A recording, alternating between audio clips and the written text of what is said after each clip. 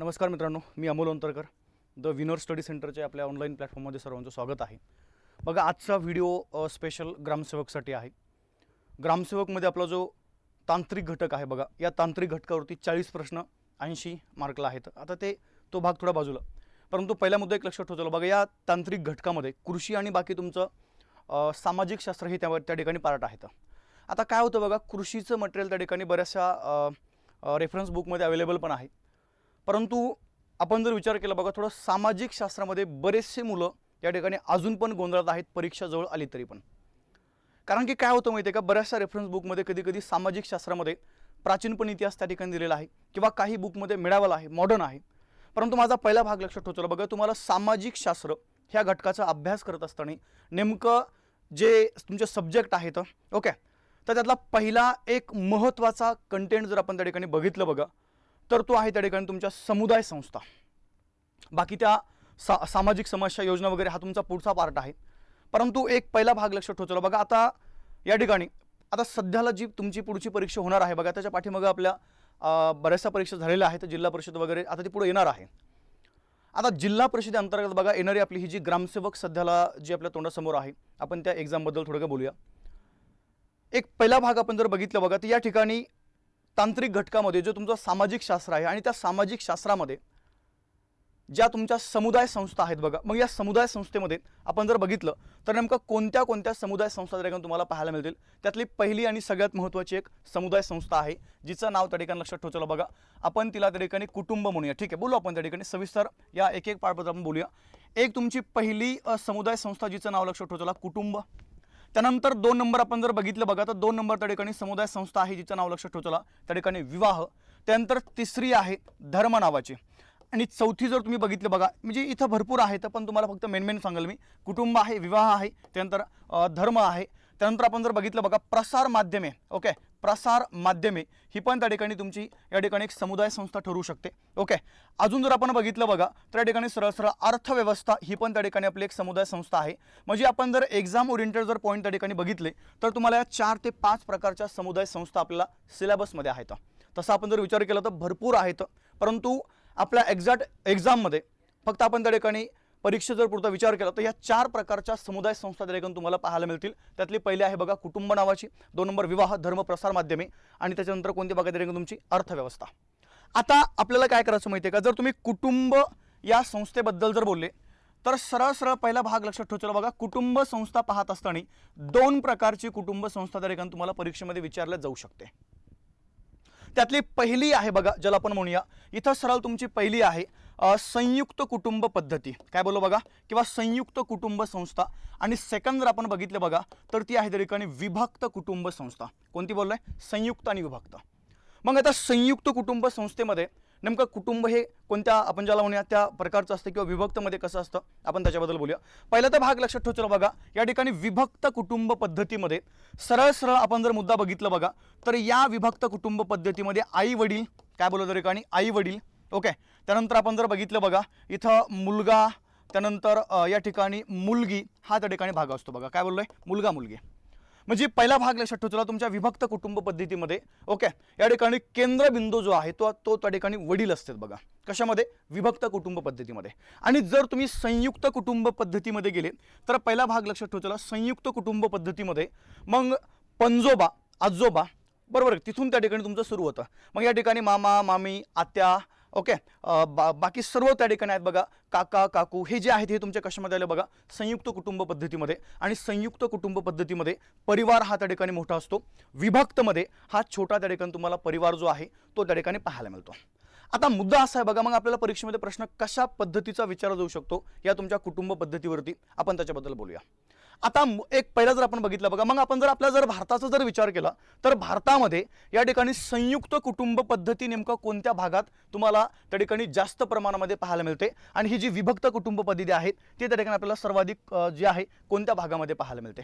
आता जर आपण विभक्त कुटुंब पद्धतीमध्ये जर बोललो बघा, आता मगाशी तुम्हाला बोललो मी, ओके, आई वडील, मुलगा मुलगी हे त्या ठिकाणी फक्त त्याचा या कुटुंब पद्धतीचा भाग असतात विभक्तमध्ये. आणि आपण जर पाहिलं बघा त्या ठिकाणी सरळ सरळ उत्तर भारतामध्ये काय बोललो बघा, उत्तर आणि हा जो पूर्व भारत आहे, उत्तर आणि पूर्व भारतामध्ये आपल्याला त्या ठिकाणी विभक्त जी तुमची कुटुंब पद्धती आहे ती त्या ठिकाणी जास्त प्रमाणामध्ये पाहायला मिळते. आणि जर आपण संयुक्त कुटुंब पद्धतीबद्दल बोललो बघा तर ही संयुक्त कुटुंब पद्धती या ठिकाणी पश्चिम आणि जो काही दक्षिण भारत आहे या भागात आपल्याला या ठिकाणी जास्त पाहायला मिळते. मग तुम्हाला परीक्षेमध्ये प्रश्न हाच आहे की खालीलपैकी भारताच्या कोणत्या भागामध्ये या ठिकाणी संयुक्त कुटुंब पद्धती ही जास्त प्रमाणामध्ये आढळते किंवा विभक्त कुटुंब पद्धती कोणत्या भागामध्ये जास्त प्रमाणामध्ये आढळते. जर विभक्त म्हणलं तर उत्तर आणि पूर्व भाग म्हणा भारताचा, ओके. जर त्या ठिकाणी संयुक्त म्हणलं तर पश्चिम आणि काय बघा त्या ठिकाणी दक्षिण भाग म्हणा. जसं बघा आपण जर बघितलं राजस्थान राज्य आहे, बरोबर आहे का, त्या ठिकाणी गुजरात आहे, किंवा जर तुम्ही दक्षिणेकडे गेले बघा तर दक्षिणेकडे त्या ठिकाणी आंध्र प्रदेश आहे, तामिळनाडू आहे. या भागामध्ये तुम्हाला त्या ठिकाणी संयुक्त कुटुंब पद्धती म्हणजे परिवार हा त्या ठिकाणी मोठा जो आहे तो त्या ठिकाणी तुम्हाला पाहायला मिळतो. आणि इथं जर बघितलं बघा आपण जम्मू काश्मीर आहे, बरोबर आहे का, आसाम आहे, आपल्या 7 सिस्टर त्या भागामध्ये आपण ज्याला विचार करूया इथं तुम्हाला विभक्त कुटुंब पद्धती पाहायला मिळते. म्हणजे हे 2 तुमचे भाग या ठिकाणी कुटुंब पद्धतीबद्दल त्या ठिकाणी तुम्हाला माहीत असणं आवश्यक आहे. आता हे झालं त्या ठिकाणी काय बघा कुटुंब पद्धती. पण या कुटुंब पद्धतीचे अजूनही त्या ठिकाणी तुम्हाला बरेचसे जे प्रकार आहेत ते प्रकार त्या ठिकाणी तुम्हाला पाहायला मिळतील बघा. त्यातला पहिला जो प्रकार आहे, ओके, पहिला प्रकार आपण ज्याला म्हणूया, आता कुटुंबाचे प्रकार तुम्हाला मी सांगतो बघा. त्यातला पहिला तुमचा प्राथमिक कुटुंब किंवा केंद्र कुटुंब असं म्हणूया. आता या प्राथमिक कुटुंबामध्ये काय असतं बघा, ओके, प्राथमिक कुटुंब याच्यामध्ये आपण जर बघितलं बघा तर सरळ सरळ या ठिकाणी पती पत्नी त्यांची मुलं, पती पत्नी त्यांची मुलं यांचा त्या ठिकाणी समावेश कशामध्ये होतो बघा, त्या ठिकाणी तुमच्या प्राथमिक कुटुंबामध्ये होतो.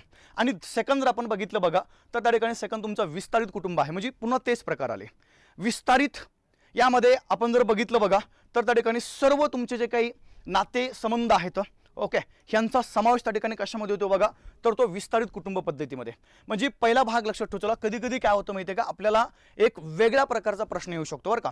म्हणजे विभक्त कुटुंब पद्धती जी तुम्हाला बोललो मी, विभक्त, त्या विभक्त कुटुंब पद्धतीलाच आपण त्या ठिकाणी काय म्हणू शकतो बघा तर केंद्र कुटुंब पद्धती म्हणू शकतो किंवा आपण त्याला प्राथमिक कुटुंब पद्धती म्हणू शकतो. काय बोलतो लक्षात ठेवा. आणि त्यानंतर आपण जर बघितलं बघा हे तुमचं विस्तारित कुटुंब जे आहे यालाच आपण त्या ठिकाणी संयुक्त कुटुंब पद्धती म्हणू शकतो. म्हणजे तुम्हाला हे पर्यायी शब्द पण काय करा बघा, जर तुम्हाला विचारले गेले तर त्या ठिकाणी तुम्हाला ते माहीत असणं आवश्यक आहे. आता एक पहिला भाग.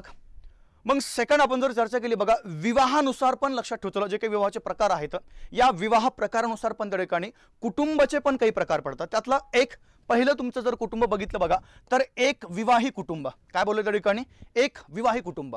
आता यामध्ये काय होतं माहिती आहे का, यामध्ये पहिला भाग लक्षात ठेवला एक विवाह कुटुंब पद्धतीमध्ये ज्यावेळेस विवाह हा त्या ठिकाणी केला जातो बघा तर सरळ विवाहासमयी त्या ठिकाणी एक पुरुष आणि एक पत्नी, ओके, यांचा त्या ठिकाणी विवाह असतो. म्हणजे सरळ मुद्दा लक्षात ठेवला, विवाहाचा आपण जर विचार केला बघा तर विवाहासमयी त्या ठिकाणी एक पुरुष आणि एक महिला आपण ज्याला म्हणूया यांचा त्या ठिकाणी काय होतो बघा विवाह जो आहे तो विवाह त्या ठिकाणी संपन्न होत असतो. आणि पहिला भाग लक्षात ठेवला अगदी मरेपर्यंत आपण ज्याला म्हणूया, ठीक आहे, या ठिकाणी पती आणि पत्नी यांना अलग होता येत नाही. कोणत्या पद्धतीमध्ये बघा, ही आहे तुमच्या त्या ठिकाणी एक विवाही कुटुंब पद्धती. त्यानंतर सेकंड आपण म्हणूया त्या ठिकाणी बहुपती कुटुंब पद्धती. आता यामध्ये पण एक पुढचा प्रकार आहे बहुपती आणि बहुपत्नी पण आहे बघा. तर या बहुपती कुटुंब पद्धतीमध्ये आपण ज्याला म्हणूया त्या ठिकाणी सरळ सरळ काय होतं बघा अनेक पुरुष आणि एक स्त्री हा त्या ठिकाणी प्रकार असतो. म्हणजे इथं त्या ठिकाणी तुमची कोणती पद्धत आली बघा बहुपती जी काही कुटुंब पद्धती आहेत या ठिकाणी आली बघा.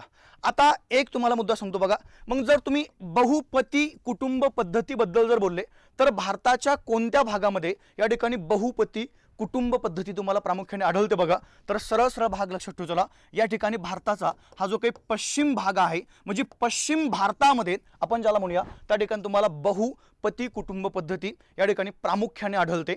हे तुम्हाला परीक्षेमध्ये विचारलं जाऊ शकतं, त्यामुळे तुम्हाला ते माहीत असणं आवश्यक आहे. सेकंड भाग आहे बघा आपल्या त्या ठिकाणी बहुपत्नी कुटुंब पद्धती.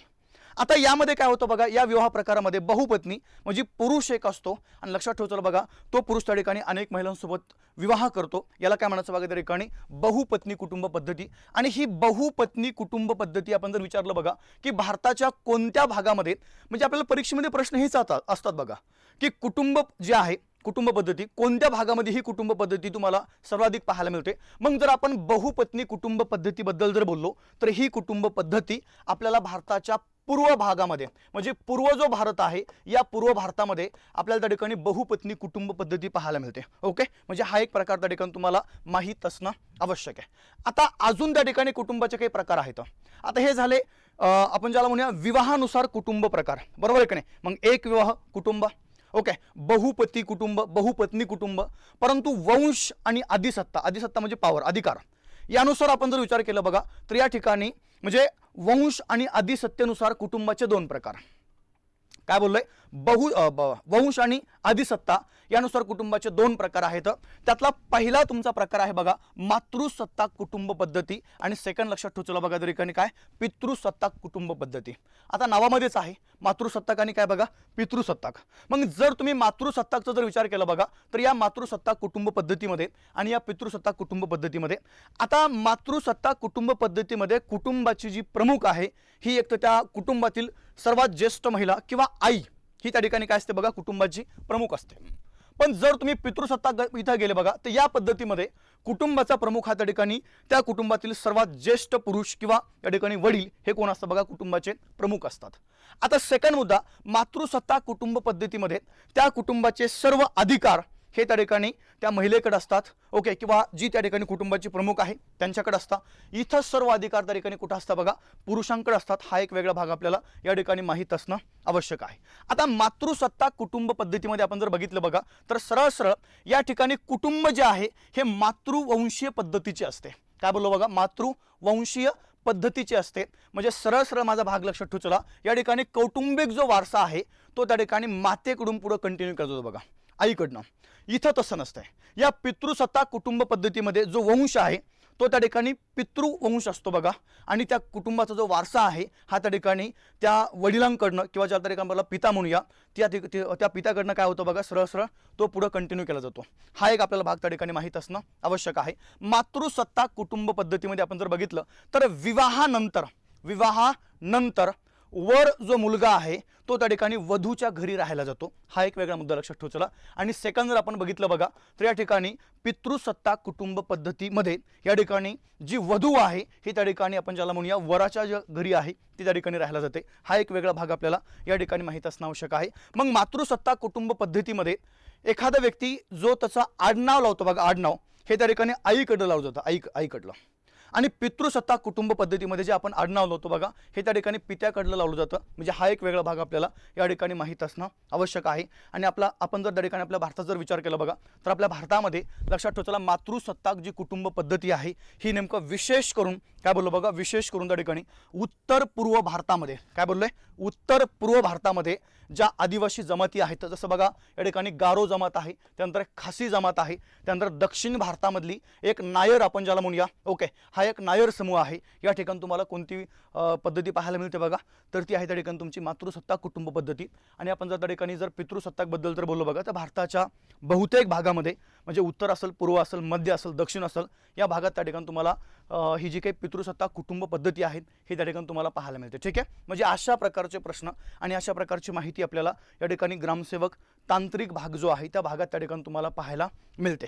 त्यानंतर बघा काय करा, आता आपल्याला परीक्षेसाठी एक थोडाफार कालावधी उपलब्ध आहे आणि या थोड्या कालावधीमध्ये जर आपल्याला या ठिकाणी लवकरात लवकर हा सिलेबस जर एक रिव्हिजन टाईप जर हवा असेल तर त्या अनुषंगाने द विनर स्टडी सेंटर हे जे काही ॲप्लिकेशन आहे बघा या ॲप्लिकेशनमध्ये या ठिकाणी स्पेशली तांत्रिक जी घटक आहे बघा या तांत्रिक घटकाची बॅच तुम्हाला या ठिकाणी पूर्णपणे रेकॉर्डेड स्वरूपात उपलब्ध करून देण्यात आलेली आहे.